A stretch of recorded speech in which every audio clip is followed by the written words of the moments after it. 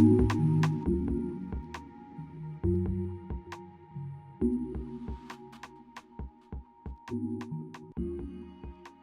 I'm Tracey Moon, Chief Marketing Officer of BlackCloak. Today, I'm here with BlackCloak's founder and CEO, Dr. Chris Pierson. It's great to be here with you, Chris. Absolutely. Always excited to do these. Yep. So in 2025, a lot happened for digital executive protection. And we took a look at predictions for 2026. And we're well into 2026 now. So what sticks out for you? Probably the biggest thing is what we saw as a pattern happening at the end of 2024, on into 2025, which there was this convergence that was happening, right? Convergence between executive protection and digital executive protection.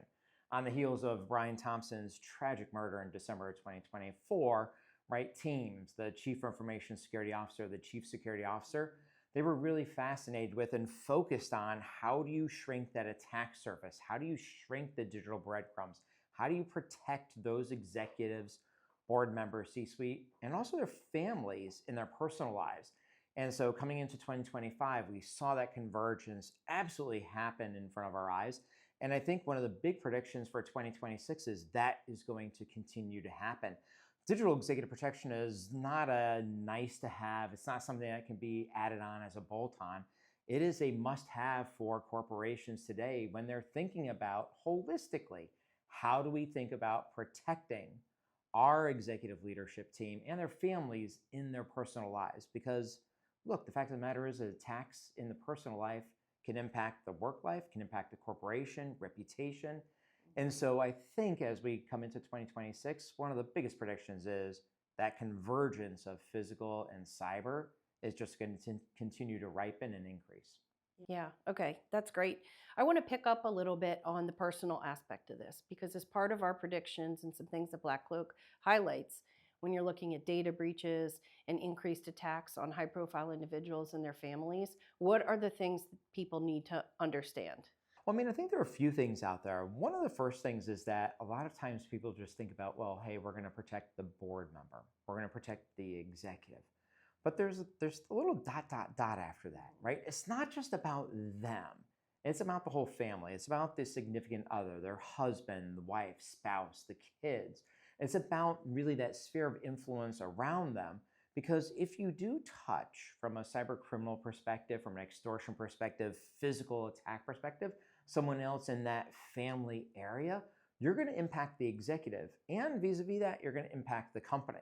And so what is really important when we talk about digital executive protection is making sure that the protection extends well beyond that key executive or that key person in the company into the other persons that are part of the family. I'll give you some executives. Or some examples. Last year, right, deception attacks. We had hundreds of our honeypots and deception networks go off in alerts where our security operations center and teams responded immediately to those attacks because every single one was an attack on either that executive or a member in the family. But because they're traveling together, because they're in the same home, an attack on one is really an attack on all. That does stretch back into the executive.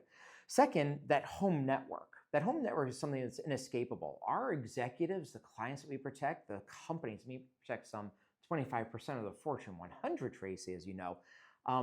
If those home networks aren't locked down and they have 1, 2, 3, sometimes 5 homes, it really is something where it could impact not just one executive, but multiple executives, and it could impact the other family members as well, once again. And so we saw attacks on the home massively increase, and this is something where the home network really has to be protected. And then third, we saw a little bit of this back with the Olympics, and we're going to see it this year with the Olympics as well. The travel risk that happens, once again, not just, it could be that the companies, our companies are actually some of the folks that may or might be out there sponsoring or hosting booths at the Olympics. And so when you think about that, the executives are going to be there. They're going to be bringing their personal devices or work devices. They're going to be on foreign networks. There's obviously a lot of physical security protection risks for them as well, but it's likely that their family members are going to be there traveling with them too. And this presents an ever-present risk back into the company and the corporate security teams that are working so hard to protect them. Yeah. I think these insights are so important, and there's a lot happening at BlackCloak. And we take our mission very seriously. And obviously, a number of the insights that you just shared inform what we're going to be doing next. So what can everyone expect from BlackCloak in 2026? Yeah, I mean, I think for what we're doing, we want to stay and pay attention to holistic digital executive protection. You know the digital executive protection framework. I mean, it's the first one that's ever been published by the industry. It's really the bedrock principles of some 14 key tenets as to how you actually protect an executive or a key person at your company. And not every single one is something we do, but it's important to think about this if you're a CSO or a CISO in terms of things. And so really we're focused on a few different things. Number one, expanding the privacy protection surface for those executives. This is not a data broker removal type of company, and solution. This is how do you make sure their homes aren't online? How do you do Google suppression of search engines and information that is out there? These are things where you have to home grow those solutions, implement them, and make sure they're in the hands of a capable 24/7, 365 US-based security operations center to go ahead and be there on the leading edge and have a conduit back into the CISO and the CSO. So we're going to be expanding that privacy footprint in terms of what we protect a lot. On the cybersecurity side, I think there's a lot more that we're doing there in terms of some interesting attacks that we're seeing, and how do we want to respond and react to them.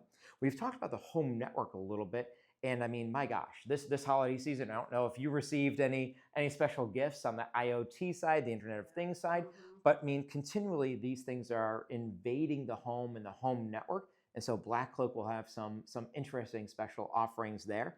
But I think at the end of the day, what really ties and binds us all together is making sure that you're increasing that cybersecurity operations center, that concierge team that is there on the privacy side, the cybersecurity side, to go ahead and serve as that needed incident response force, but also the guide to those executives and their family members so we can better protect their digital life. And as you know, right, that's kind of our trademark, protect your digital life. And that's what BlackCloak and its people, its operators try to do each and every day. I'm super excited about it, really, really ambitious about the roadmap and everything that our head of product and engineering are pushing out there.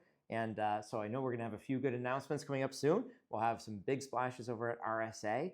But I mean, when you talk about something that is purpose-built from the ground up, that's what BlackCloak is all about. And we'll be pushing those options out here very, very quickly. Yeah, great. Well, you've given us a lot to think about. So thank you for your time. I think this is going to be an interesting year, and we look forward to seeing what happens. You can listen to all episodes of Uncloaked at blackcloak.io/podcasts. We're available on your platform of choice.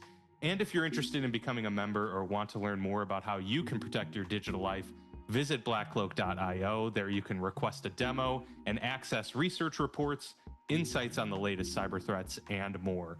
Thank you for tuning in, and we'll catch you next time on Uncloaked.